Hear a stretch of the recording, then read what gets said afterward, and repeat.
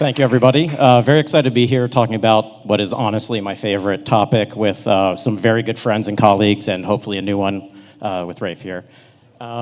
So I don't want to assume everyone in this room has been in the nitty-gritty of critical mineral policy for the last 5 or 6 years, like most of us up here. So, Abby, given your extensive background, can you kind of tee us off? Like, what are we talking about? What are we worrying about here? I will try my best. So fundamentally, when we're talking about critical minerals, we're talking about a group of elements and metals that are necessary for national security and economic competitiveness that are also, caveat, vulnerable to disruption. When we're talking about critical mineral supply chains, we're talking about supply chains that are incredibly concentrated in just a handful of countries, most notably China. Kind of unavoidable to talk about China in this session. To give you a little perspective on that, and I'm not an oil and gas expert, I did study geology, but hard rock geology, pegmatites. You can come talk to me after if you're interested.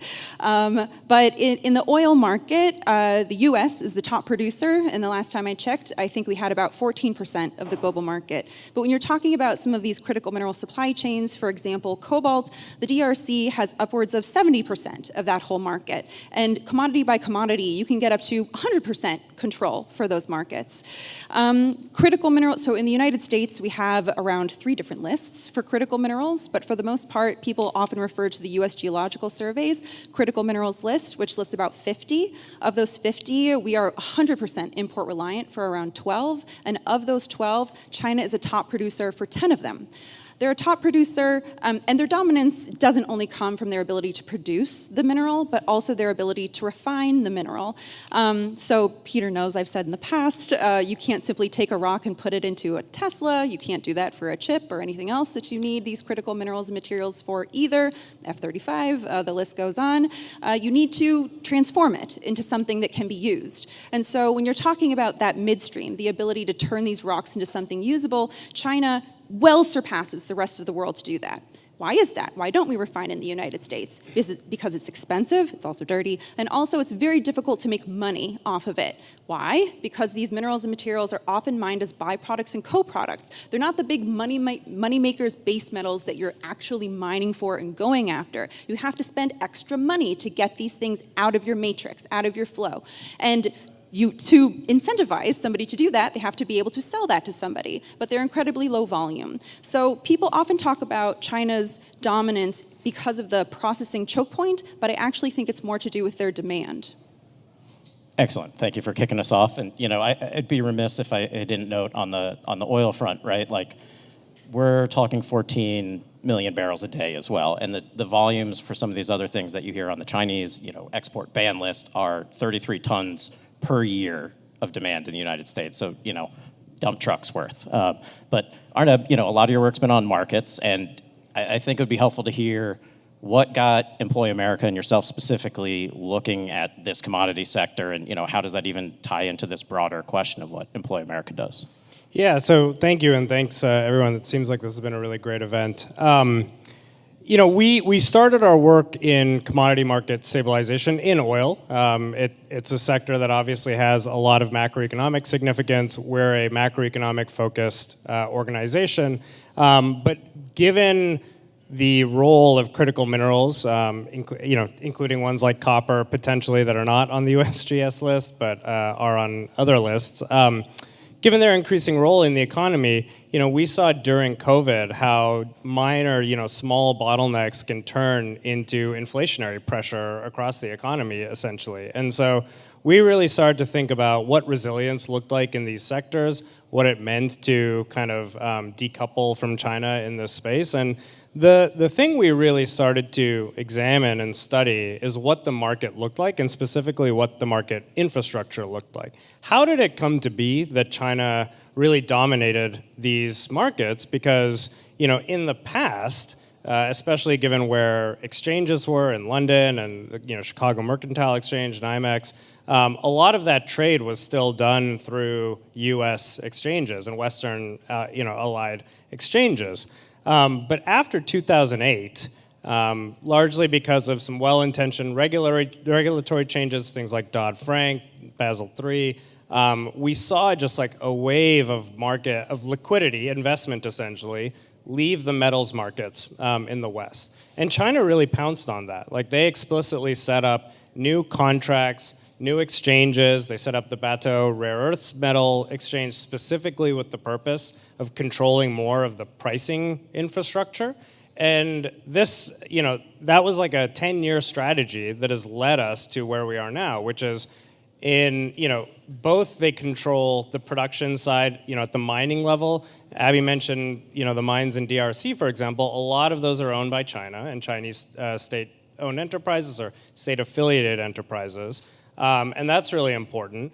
But then they control the infrastructure. So any price for a critical mineral is largely indexed to the Chinese market because that's where transactions are happening. And that's who controls that infrastructure. And so even if you're trying to do, there's a lot of interest in ideas on price support, for example. I think these are useful tools, but you need something that you need a solution that gets at that underlying market infrastructure problem as well. We can't just do it by, trying to guarantee the price for every mine that comes, applying to the US government's door. So really trying to understand how that market infrastructure feeds into resilience domestically, and so how we can build one to get to the other.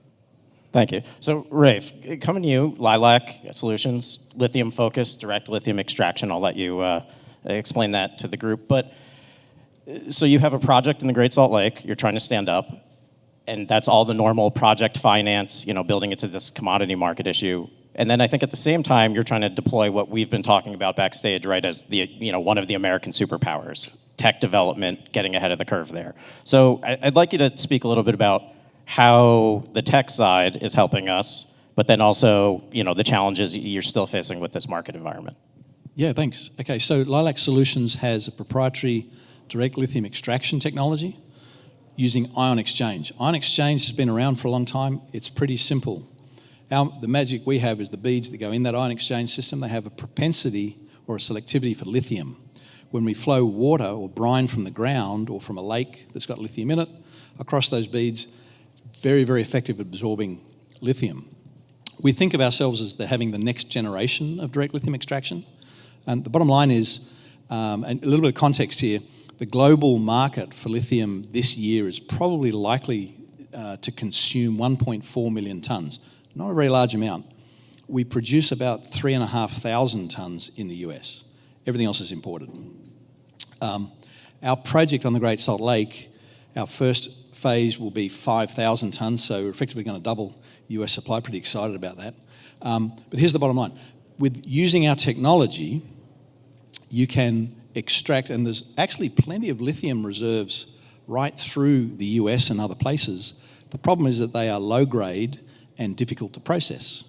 And what we found is, if you use our technology, you can get an economic solution from these low grade, difficult to produce, difficult to process brines. And so our mission is to stand up technology that allows domestic supply of lithium, one of these critical minerals. We're also thinking about how we apply that to other minerals on the critical mineral list. That's further down the path, okay?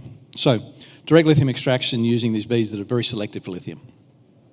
So, I guess building on that a little bit, the VC ecosystem is important to the work you're doing. We've been hearing a lot about, AI, SMRs. I think there's a lot of parallels in that we're moving into trying to do things, not with bits and bytes, but in the physical world, moving atoms, dump trucks, recovering engineer here.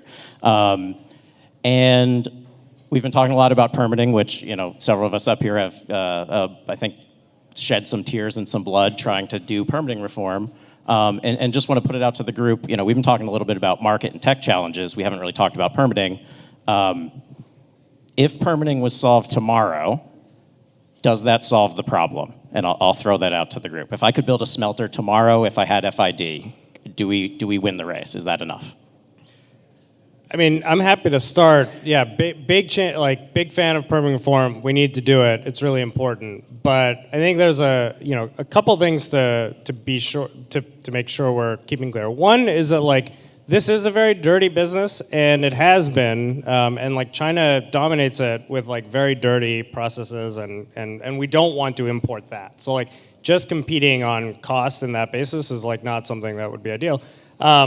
the second, I think, most important point is even with permitting, like the market is just not there at a price level in which Raef and others can compete at, because the price has been artificially kept low through that market infrastructure control that China exerts. And so, until you get to a place where the price of a given mineral is more reflective of the actual cost, it's not, a loss subsidized project of China that's driving it down, you're not going to be able to really incentivize like the next generation technologies, because the margins in this business are just so thin. So you really need to solve that price market problem before anything. Permitting is necessary but not sufficient. To build on that a little bit, and Raef, you may have something to say to this too, the certainty that comes with being able to know that you will bring a mine online or a smelter online in a certain specific amount of time, when it already takes such a long time to develop the mine itself, and you need those, antsy investors to make sure they're getting their return on time. I will put a bit of a fine point on this, and that you can't push a rope. And I did not come up with that phrase. I'm stealing it from somebody I used to work with. That's engineering school, and water runs downhill is the other. Yeah, you can't push a rope when it comes to minerals. In the previous administration, there was a lot of focus on demand side and trying to make sure that you had some pull when it came to bringing new supply online. More incentives are needed, I think, to help to, come up with that supply side. But at the end of the day, if a mine doesn't have somebody to sell that material to, and I mean, ask tons of mines, they'd be very happy to sell all their material to China. But again, when you're talking about critical minerals, we're talking about the vulnerability of them. We don't necessarily want to bring mines online for the sake of bringing mines online so that they can make money and sell them to China. Although, if you're interested in balancing trade deficits, which this administration is, maybe that is, a good way forward. Maybe that is some leverage. But at the same time, we're looking for those key sectors. I'll talk about our automotive sector, which contributes about 5% to our GDP, our highly skilled workforce. As that, that industry transitions, we need to make sure that they can get the materials that they need to succeed globally on a market. And so, we need that demand to bring mines online. Okay, so I think the US has a superpower. I think it's been able to, over the last 50 to 80 years, attract the best and the brightest talent and mobilise capital to take smart ideas into the lab and develop them. And I think it's done a phenomenal job at exporting a whole lot of services around technology. I think it's done less well at taking hard tech. I think it's done a great job at developing a whole lot of good hard tech ideas, but less well at making sure they commercialise.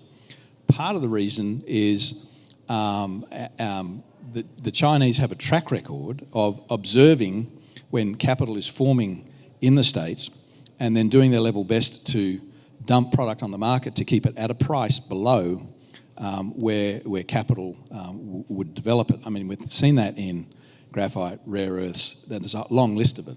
Seeing something similar in lithium at the moment. And just to put some numbers on it, hard rock mining today, about half of the reserves globally are underwater at the current spot price. They're still producing. And they're producing because somebody is propping up the price for them. Now, it just so happens that you need the prices to be slightly above where they are today to be able to put capital in and get an economic return in the States, okay? So, I wouldn't mind a little bit of help here just on the price side, level the playing field a little bit. And that's like building on that, I think if there's one takeaway for me that I'd want people to have is that, each of these markets is different and you can maybe sort of group them, whether it's primary production or it's a byproduct. But to your point, copper right now, if you're running a smelter, of which, not a surprise, China has most of them, they're actually paying what you call a negative treatment charge. They're actually paying miners to take their material and smelt it and give it back to them, which, if you can find me a company here in the United States who's willing to not only build a smelter but run it essentially as a charity, then we would have solved a lot of these problems. So I think, going back to lithium, just using that as an example, we have a lot of Department of Defense tools. I think we'll get into a little bit, maybe a little more on the price side here.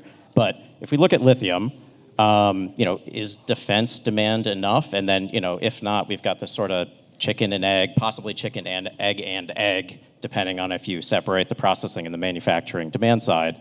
But why does lithium matter, for example, in this category where it's not 50% of defense demand, but it is broadly important across the economy? Yeah, look, I mean, it's part of the energy solution. We've heard a number of speakers talk about having an all-of-the-above strategy to solve energy demand going forward. Just to start, in the last 12 months, or from 2023 to 2024, the amount of energy storage systems or grid storage that were built increased in the United States by 66%. It's continuing to grow at a rapid rate. So lithium is required in just about everything that happens. But again, out of a global market of 1.4 million tonnes that is supposed to go to 2.5 to 3.5 million tonnes in 5 years, less than 5,000 tonnes is produced here now, okay, which is way less than you would say is required for just the DoD requirements, okay? Yeah, I think just to add to that, I mean, batteries are really, really important. They're really changing how our electrical grid works and how we should think about managing grid and loads during peak and off times. Especially now, we're in a world where we've, I think rightfully increased LNG export capacity. That's placing pressure on domestic natural gas prices, which passes through into domestic electricity prices. And you need some kind of a hedge against that if you want to keep electricity prices low. And solar, wind, in the next kind of 3 to 5 years, these are the dispatchable sources, and they're made more reliable through batteries. And so, there's all these different applications, and for most battery chemistries, like you can toggle with cobalt even here and there, but lithium is key to almost all of that. And so I really don't see a world where we don't need to produce a lot of this going forward, and we need a solution. And when we're talking about the Department of Defense, or even just U.S. domestic needs being sort of the tail that wags the dog when it comes to bringing on non-PRC supplies of critical minerals, it's not enough. You need way more scale to convince a mining company to bring a mine online than, you can just sell it to the Department of Defense, which is what everybody's after right now. It is, for rare earths, I think the number that's published is, 5% of total rare earth demand.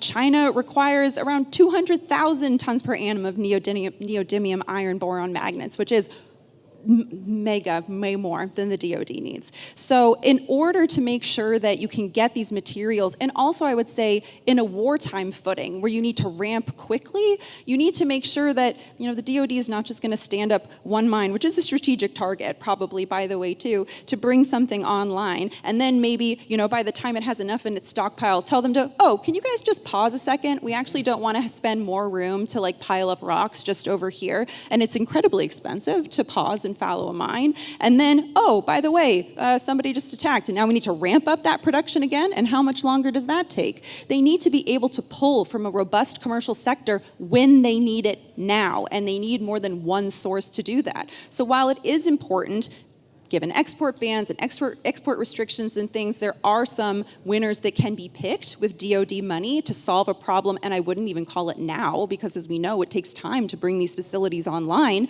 We're at best talking about the medium term. You need that long-term demand pull. The end. And that's why I love doing these with Abby. So I think that's the perfect pivot, right, Arnab? A lot of the work you've done, sort of, we'll call it on markets, commodities writ large. Sometimes I wonder if it's even fair to call some of these commodities because the pricing's so opaque, they're not liquid, all of those problems. But what is, essentially, I'll call it Abby's stump speech, tell us about what's the policy response, on that market side. And to the extent, we were talking earlier, Mr. Whitman's bill got mentioned. There are policy proposals here, but, what are the risks? What are the things we need to be considering? Yeah, so I think there has been a lot of interest in the ideas of guaranteed offtakes, in price support, price guarantees, and using defense stockpiling or just other stockpiling measures.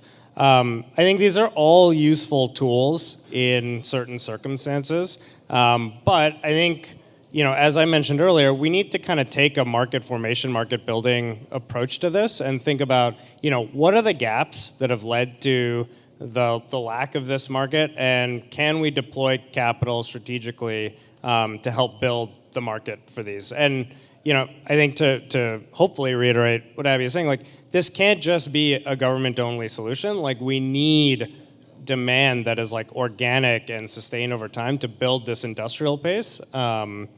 And so I wrote an article last year with Dilip Singh, who served in the Biden administration as Deputy National Security Advisor for International Economics.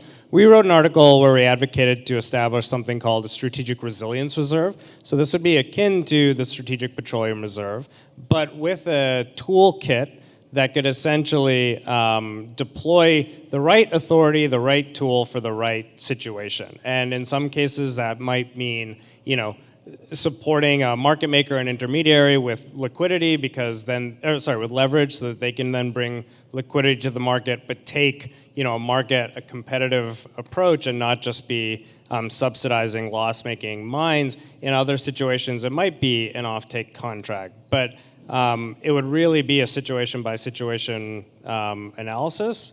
With that said, like, discretion and executive discretion is a thorny subject here. We proposed essentially something that looks like the Federal Reserve, but for commodity markets, where you have an independent, technocratic staff that is like evaluating these things in real time, that has the capacity to, see threats, see where they're emerging, and like build these over a long time, and have the credibility that their policy can endure beyond political transitions, so that we're not in this place where, companies like Raef's and others are worried about something being pulled under the rug just because there's a political change. Yeah, I can tell you need to get something out. So go ahead. No, it's okay. Well, I'm going to put you on the spot, I think, anyway. So, reconciliation right now, in process, depending on how you count, $7 billion with a B in change, targeted through primarily the DoD into what I would call critical minerals, critical materials sector. I think, not to put words in anyone's mouth, but it sounds like, those should maybe be targeting some of the particular, perhaps we'll call them defense-focused needs. But then, what next? I know Abby and I have had a lot of conversations about, I think we've called it like whack-a-mole, and how to not get caught up. However, so right now, politically, some of these are the tools we have, right? And then, on the other side, so we've got $7 billion over here. On the other side, there's some questions. We had a lot of talk about Loan Program Office, LPO, with regards to nuclear. The secretary was speaking yesterday about, nuclear geothermal. We have the 45X critical mineral production tax credit, which is 10% of your production cost. That's slated now to sunset versus remain permanent. And just thinking about policy uncertainty, when someone like Raef is trying to finance a project, how do you try to wrap all your head around this? And then, given the tools we've got, what should we be doing with them? We need to focus on what government does well, and that's in sending signals, but they need to be consistent, long-term signals. If this was a matter of just throwing money at the problem, you'd think that we would have solved it in the previous administration, where they deployed or tried to deploy around $7 billion to solve this problem. But again, we're talking about trillions of dollars that you probably do need to throw at this, which is why it can't just be the government, subsidizing all of this. You need the market signals. And so I will say, in an authoritarian regime, you can just tell people to go in a direction, and they're going to go in that direction because they do not have a choice. In the European Union, they're effective. I don't know if they're effective at it, but they use regulation, okay? And in the previous administration, they tried to use carrots. In this administration, in lieu of those carrots, depending on what happens in the reconciliation bill, you have instead, and I'm still sort of noodling on this myself, deregulation and protection. And I would say that you probably need a mix of all of those things. Yes, it would be great to deregulate and to streamline where we can. Yes, it would be great to protect our industries that are nascent and that are trying to build up and that are suffering from basically bringing a knife to a gunfight every single time because our private companies are essentially going up against the entire Chinese Communist Party. And it's not the same thing dealing with an authoritarian government as it is with a democratic peer. Raef, that doesn't sound fair to send you out one-on-one against the PRC. So look, I have to pick up on this point about industry building. Okay, so in the last 8 years, Lilac has gone from an idea to a laboratory test, to a larger laboratory test, to a field pilot, 4 field pilots, to 2 demonstration plants. The next step for us is a small commercial. Each one of those steps is a scale up in 1 to 2 orders of magnitude in both size and money.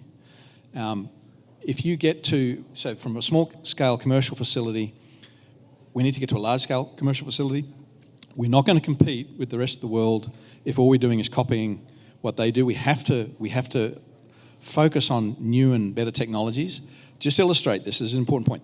At full size scale, we would be first quartile, we would be as good as or low cost as the evaporated ponds today. Right, I was going to say, important to mention where you are on the cost curve, and then your CapEx versus... Right. And so even the small scale facility on the Great Salt Lake will have an operating cost that starts with a 7. I'm pushing the team to see if we can get it to 6. I'm hoping we get it to 6. That's against a spot price that's about 8.5. So even today, if we had it built at the small scale, it would be making money. If I get to a large scale, it becomes a first quartile, actually, and better than any of the hard rock mines out there. But I have to get there. And to get to the large scale, I have to build the small scale. And to build the small scale, I have to be in a situation where I can raise capital with a return. And if I'm only making a couple of $1,000s a margin, I'm not getting an investment grade return, okay? And the market should be a couple of bucks higher if all of the production that was online today was being costed properly, okay? And I'm curious if anyone has anything to add. It's the Energy Imperatives Summit here. Sometimes you hear, okay, we're going to find substitutes. Prices are going to go up eventually.